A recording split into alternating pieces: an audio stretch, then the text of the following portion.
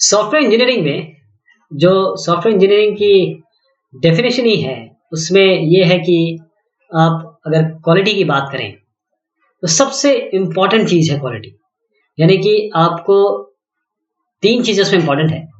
एक तो आपको बजट में, टाइम में क्वालिटी प्रोडक्ट देना है। ये इसका मेन जिसे कह सकते हैं कि जिस्ट है सॉफ्टवेयर इंजीनियरिंग की। तो क्वालिटी कॉन्सेप्ट बहुत ज़रूरी है। अब आज हम क्वालिटी कॉन्सेप्ट देख रहे हैं। तो सॉफ्टवेयर क्वालिटी की कई डेफिनेशंस हैं, कई लोगों ने इसके बारे में काफ़ी बातें की। तो एक मैगजीन है यहाँ पर, कंप्यूटर वर्ल्ड और इन्फो वर्ल्ड, ये जो मैगजीन्स हैं इन्होंने ये बहुत वर्ल्ड वाइड इनके जो पढ़ने वाले थे। तो कंप्यूटर वर्ल्ड ने कहा कि bad software plagues nearly every organization that uses computer, causing lost work hours during computer downtime, lost or corrupted data, missed sales opportunities, high IT support and maintenance cost, and lower customer satisfaction। यानी कि उन्होंने ये सारी चीज़ें बता दी कि क्या क्या कमी होती है और क्या क्या प्रॉब्लम आती है, चाहे वो आप करप्टेड डेटा की बात करें, चाहे मिस्ड सेल्स नहीं हो पा रही है, आईटी सपोर्ट बहुत ज़्यादा लग रहा है, मेंटेनेंस कॉस्ट बहुत ज़्यादा जा रहा है, और जो कस्टमर सेटिस्फेक्शन है वो भी कम है। इन्फो वर्ल्ड ने कहा कि the sorry state of software quality, इन्होंने कहा कि सब चीज़ों पे ध्यान दिया जा रहा है लेकिन सॉफ्टवेयर क्वालिटी पे नहीं। तो सॉफ्टवेयर क्वालिटी आज भी इशू है और इसके लिए किसको ब्लेम किया जाए? कस्टमर करते हैं डेवलपर को कि इन्होंने ना कोई स्लॉपी प्रैक्टिसेस की हैं और जिसने मतलब कोई ठीक से काम नहीं किया, हमको लो क्वालिटी सॉफ्टवेयर दे दिया। डेवलपर कस्टमर को ब्लेम करते हैं या बाकी स्टेक होल्डर्स को कि इन्होंने डिलीवरी शेड्यूल इतना कम रखा या फिर ऐसी चीज़ों की मांग की, ऐसे चेंज बताए जो स्ट्रीम ऑफ चेंजेस जिन्होंने आज इस लेवल पे हमें पहुंचाया कि सॉफ्टवेयर को हम वैलिडेट नहीं कर पाए और क्वालिटी मेंटेन नहीं हो पाई। और रॉबर्ट साहब ने कहा क्वालिटी क्या है, ये क्या नहीं है, कोई बात नहीं करता इसके बारे में, क्या ये है भी, क्या ये एग्जिस्ट करती है और किस तरीके से इसको ठीक किया जाएगा। Quality hello, what the hell is quality, है क्या ये एक्चुअली? तो इन्होंने ये समझने की, ये समझाने की कोशिश की कि क्वालिटी कितनी इंपॉर्टेंट है, क्वालिटी की कितनी ज़रूरत है, और ये सब में उन्होंने एक सरकास्टिज्म दिया, एक सिनिकल व्यू दिया कि क्वालिटी के बगैर कोई पॉसिबिलिटी नहीं है। तो अलग अलग व्यू है इसके, जैसे ट्रांसीडेंटल व्यू है क्वालिटी के, जो जैसे पेर्सिक साहब ने कहा कि क्वालिटी एक ऐसी चीज़ है जिसको आप इमीडिएटली पता कर सकते हैं, आप इसको डिफाइन नहीं कर पाएंगे, लेकिन कोई चीज़ आती है आपके हाथ में, बोलते बहुत बढ़िया है। यूजर व्यू का मतलब ये है कि उसके जो गोल्स हैं, मेरी ज़रूरतें अगर वो पूरी कर रहा है तो मैं कहूँगा कि ये क्वालिटी प्रोडक्ट है। मैन्युफैक्चरर का व्यू क्या होता है कि जो स्पेसिफिकेशन दिए गए उस हिसाब से हमने अगर बना दिया, अगर प्रोडक्ट कन्फर्म टू स्पेसिफिकेशन, तो इसका मतलब उसमें क्वालिटी है।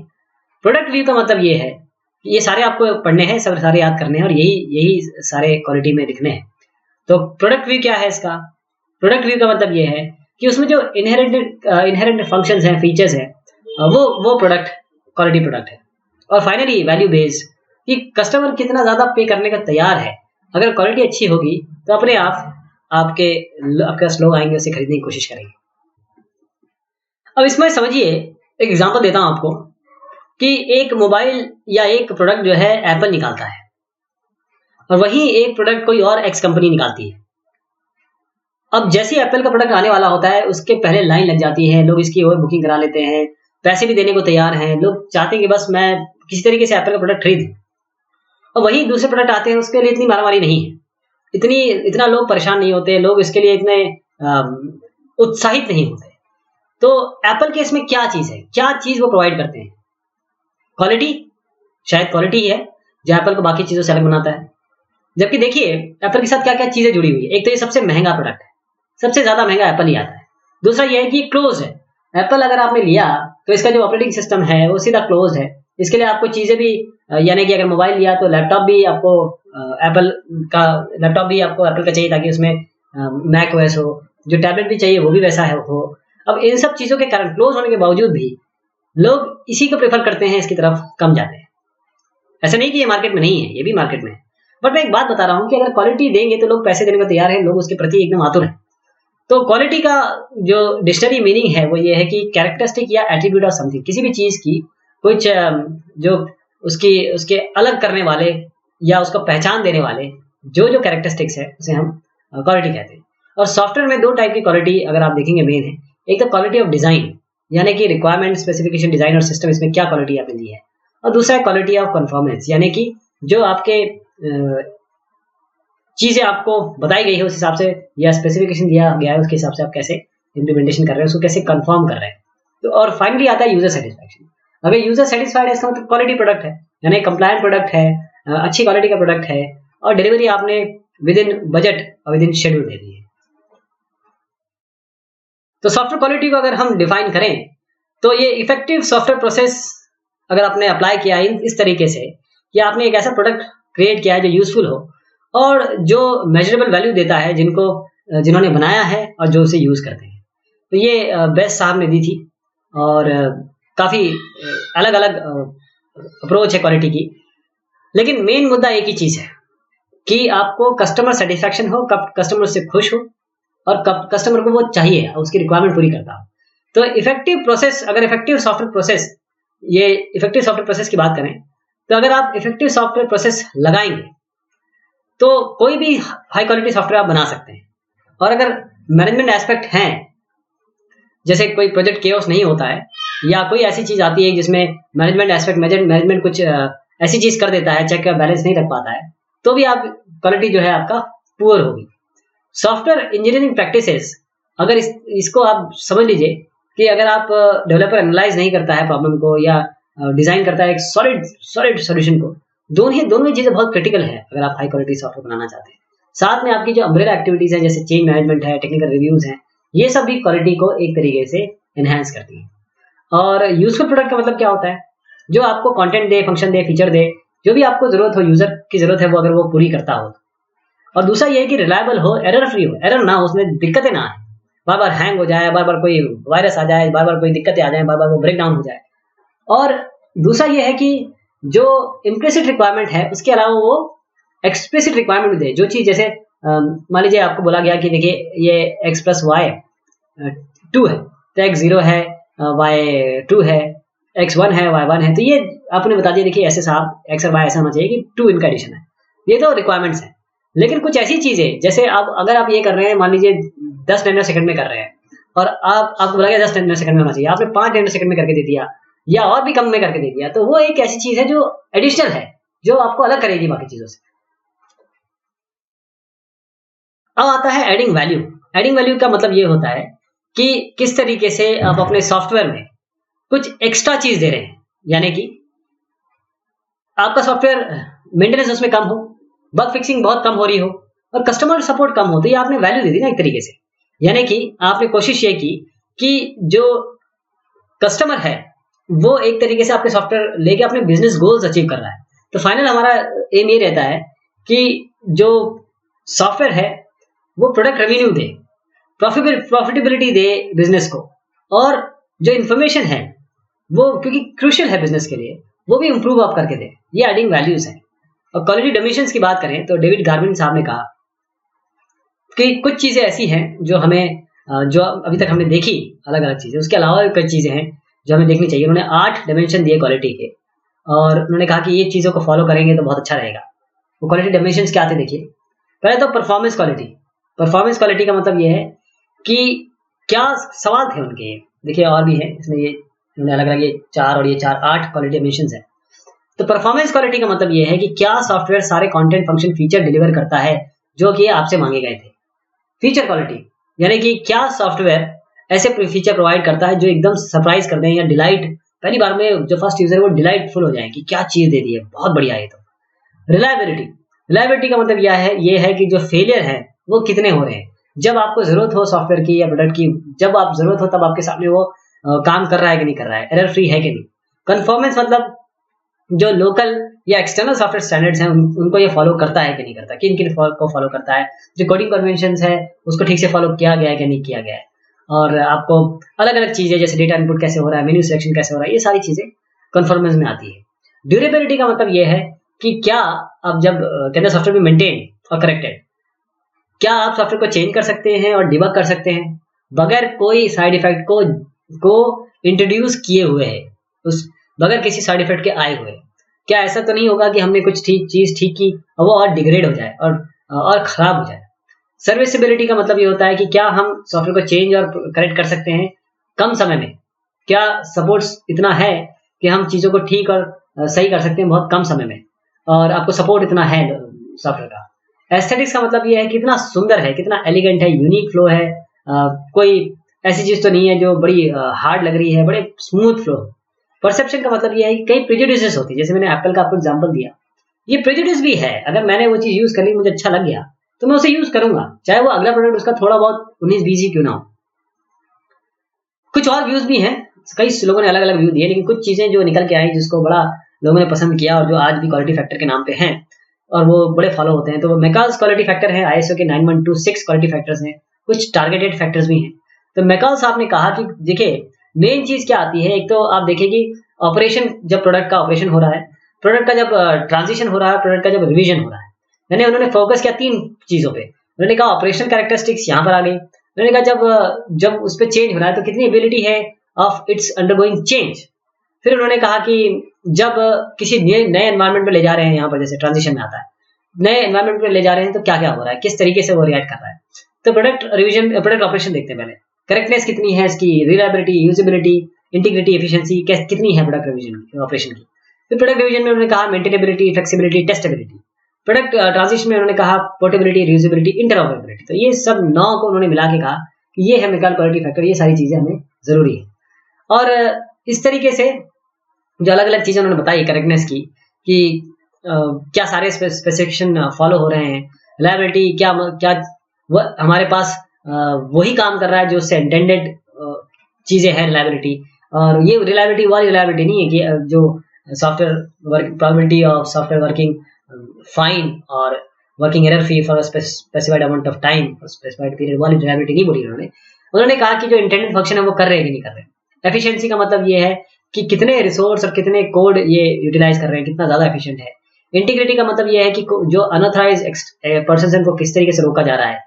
यूजेबिलिटी मतलब कितना समय लगेगा उसको पढ़ने में, समझने में, ऑपरेट करने में और उसको आउटपुट को इंटरप्रेट करने में। मेंटेनेबिलिटी का मतलब उन्होंने कहा कि कितना एफर्ट लगेगा एरर को लोकेट करने और फिक्स करने में। फ्लेक्सिबिलिटी का मतलब उन्होंने कहा कि कितना हमें मेहनत लगेगी उसको मॉडिफाई करने के लिए ऑपरेशन प्रोग्राम को। टेस्टेबिलिटी में उन्होंने कहा कि कितना एफर्ट लगेगा कि टेस्ट करने में और जो ठीक करने में कि जिस तरीके से परफॉर्म कर रहा है एक्शन को। पोर्टेबिलिटी का उन्होंने कहा कि जितने एफर्ट जरूरी होंगे ताकि हम एक हार्डवेयर या एक प्लेटफॉर्म से दूसरे प्लेटफॉर्म में ले जा सकें।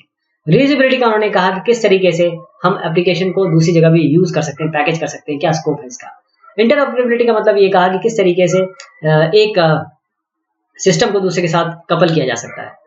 फिर आईएसओ ने भी कुछ क्वालिटी फैक्टर दिए जिन्हें हम 9126 क्वालिटी फैक्टर कहते हैं। इन्होंने कहा कि जो की क्वालिटी फैक्टर है कंप्यूटर सॉफ्टवेयर के लिए 6 क्वालिटी एट्रीब्यूट बताए उन्होंने, और उसमें भी बहुत सारी चीजें, मतलब 6 नहीं है, बहुत सारे हैं, लेकिन जो मेन यानी कि एक मेन कैटेगरी बनाई उसके अंदर सब कैटेगरीज बनाते हैं। तो फंक्शनलिटी है, रिलायबिलिटी है, यूजेबिलिटी है, एफिशिएंसी है, मेंटेनेबिलिटी है, पोर्टेबिलिटी है। Functionality, reliability, usability, efficiency, maintainability, portability के अंदर बाकी चीजें आ गई जो यहाँ पर दी गई है। तो अलग अलग चीजें बताई कि क्या क्या चीजों में क्या क्या होना चाहिए। तो ऐसे 9126 इसी तरीके से मैकाज क्वालिटी फैक्टर है। एक टारगेटेड फैक्टर भी है, ये कुछ अदर व्यूज हैं। यानी कि टारगेटेड फैक्टर का मतलब समझिएगा, जो क्वालिटी डायमेंशन है या फैक्टर, ये फोकस करते हैं सॉफ्टवेयर को और इनका कोई जेनेरिक इंडिकेशन हो सकता है क्वालिटी किसी भी एप्लीकेशन के लिए। तो अगर आप अपना असेसमेंट करना चाहते हैं तो आप किसी स्पेसिफिक मेजरेबल एट्रीब्यूट के बारे में बात करेंगे, जैसे इंट्यूटिवनेस, जैसे एफिशिएंसी, जैसे रोबस्टनेस या रिचनेस। इंट्यूटिवनेस का मतलब ये है कि जो नया आदमी आ रहा है उसको भी समझ में आ गया बगैर वो सिग्निफिकेंट ट्रेनिंग के बावजूद भी वो चीजों को कर पा रहा है। एफिशिएंट का मतलब है कि किस तरीके से, कितना डिग्री है कि जो ऑपरेशन और इन्फॉर्मेशन है उनको लोकेट किया जा सके और इनिशिएट किया जा सके। रोबस्टनेस का मतलब ये है कि कितनी डिग्री है कि वो खराब या बैड इनपुट डेटा को और किसी इनअप्रोप्रिएट यूजर इंटरेक्शन को झेल सकता है और उसको सॉल्व कर सकता है या उसको मिटिगेट कर सकता है। फिर उसके बाद आता है कि रिचनेस, डिग्री कितनी है कि इंटरफेस आपको एक रिच, एक फीचर सेट, मतलब फीचर सेट में कितनी रिचनेस है। तो सॉफ्टवेयर क्वालिटी डायलेमा जो इंटरव्यू हुआ, जो वेब पे आया, तो बर्टलैंड मायर साहब ने कहा कि क्वालिटी डायलेमा है। क्या है क्वालिटी डायलेमा? ये है, अगर आपने सॉफ्टवेयर एक बनाया जिसकी क्वालिटी टेरिबल है तो you lose because no one will buy it. आप इसलिए लूज कर जाते हैं कि कोई इसे खरीदेगा नहीं। फिर अगर आपके पास मान लीजिए आपने खराब चीज बनाई तो वो तो खरीदेगा नहीं। आपने बहुत ज्यादा परफेक्शन में समय लगा दिया, बहुत मेहनत लगा दी, तो समय इतना निकल जाएगा कि कोई खरीदेगा नहीं। यानी कि आप मार्केट विंडो को जब छोड़ देंगे तो सीधी सी बात है कि आपके रिसोर्सेज खत्म हो जाएंगे। तो अगर आप कोई मिडिल वे, बेसिक तरीका ये है कि मिडिल वे फाइंड करिए कि अपने सॉफ्टवेयर को एकदम खराब ही मत करिए, एक सॉफ्टवेयर को पूरी तरीके से परफेक्शनिज्म में मत ले जाइए, कुछ ऐसा तरीका लाइए बीच में कि सॉफ्टवेयर बढ़िया हो, चलता हो। थोड़ी बहुत चीजें होती हैं लेकिन उनको डील किया जा सकता है। लेकिन कई लोगों ने ये गुड इनफ सॉफ्टवेयर, जो गुड इनफ है ना, बीच की जो बात करी, उसमें भी सवाल उठाए। उन्होंने कहा कि क्या है ये जो गुड इनफ है। तो गुड इनफ सॉफ्टवेयर जो वो होता है जो एक तो क्वालिटी, फंक्शन और फीचर आपको दे, और उसके अलावा कुछ और भी आपके सामने रखे, और जो बग्स हैं वो आपको नोन हो या एक तरीके से बग लेटेंट हो जो कभी आए ही ना।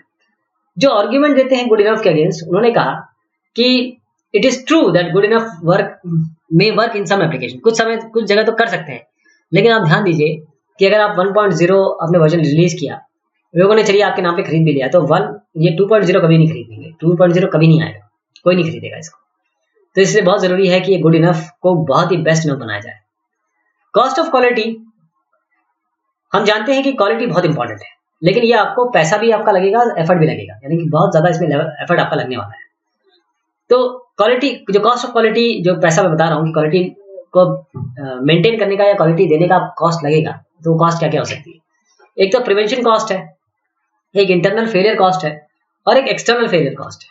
तो प्रिवेंशन कॉस्ट क्या क्या है आपके प्रिवेंशन कॉस्ट, एक तो क्वालिटी प्लानिंग करें, एफटीआर करें, फार्मर टेक्निकल रिव्यू करें, टेस्ट इक्विपमेंट हो आपके पास, ट्रेनिंग आप अच्छे से दें, ये आपके प्रिवेंशन कॉस्ट है। इंटरनल फेलियर कॉस्ट क्या क्या हो सकते हैं, रिवर करना है, रिपेयर करना है, जो फेलियर मोड है उसकी एनालिसिस करना है। एक्सटर्नल फेलियर कॉस्ट क्या हो सकते हैं, एक तो कंप्लेंट रेजोल्यूशन है, प्रोडक्ट रिटर्न और रिप्लेसमेंट है, हेल्पलाइन सपोर्ट है, वारंटी वर्क है। तो कॉस्ट देखिएगा आप कि अगर आप उसको रिक्वायरमेंट के समय चीजों को ठीक करते हैं तो इतनी लगेगी, अगर मेंटेनेंस के समय अगर ठीक करने की कोशिश करते हैं तो इतनी लगेगी। तो आप देख लीजिए कि अगर आप कॉस्ट और उसके रिपेयर जो डिफेक्ट आता है उसको आप ठीक करने की या प्रिवेंशन करने की कोशिश करेंगे तो किस जगह आपको करनी है, क्योंकि कॉस्ट इसका इतना बढ़ जाता है।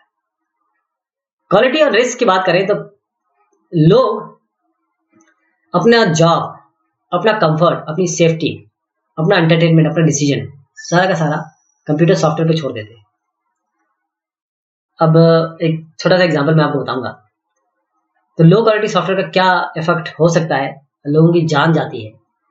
आप देखिए क्या हुआ, एक हॉस्पिटल था जिसमें करीबन 28 पेशेंट को ओवरडोज मिला गामा रेस का, और कई लोग इसमें कई लोगों की मृत्यु हो गई।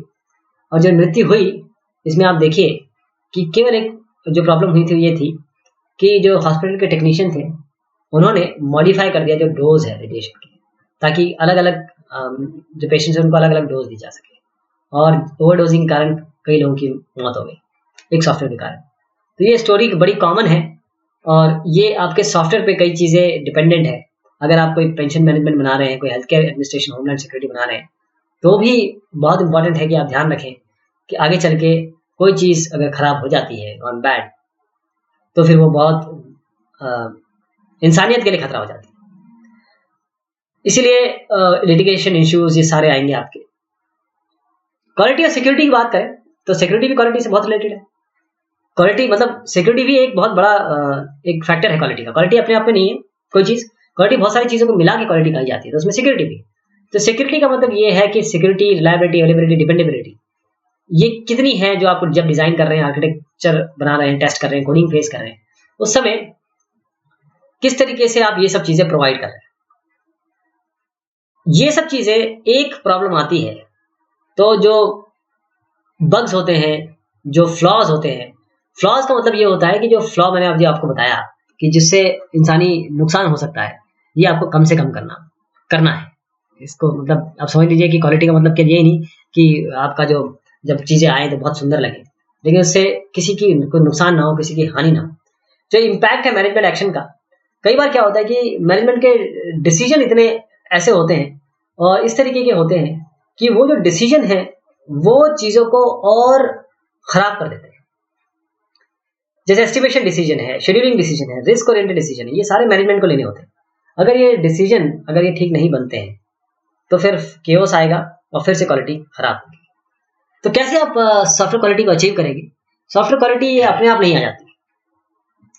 इसके लिए आपको एक बहुत बढ़िया प्रोजेक्ट मैनेजमेंट और एक सॉलिड सॉफ्टवेयर इंजीनियरिंग प्रैक्टिस अपनानी पड़ेगी। इसके लिए आपको चाहिए कि आप सॉफ्टवेयर इंजीनियरिंग मेथड लगाएं, प्रोजेक्ट मैनेजमेंट टेक्निक्स अच्छे से लगाएं, क्वालिटी कंट्रोल और क्वालिटी एश्योरेंस हमेशा रखें। तो क्वालिटी की मैंने आपको बात बताई कि तो क्वालिटी कितनी इंपॉर्टेंट है, और बगैर क्वालिटी के आपके सॉफ्टवेयर का कोई वजूद नहीं है। बहुत शुक्रिया।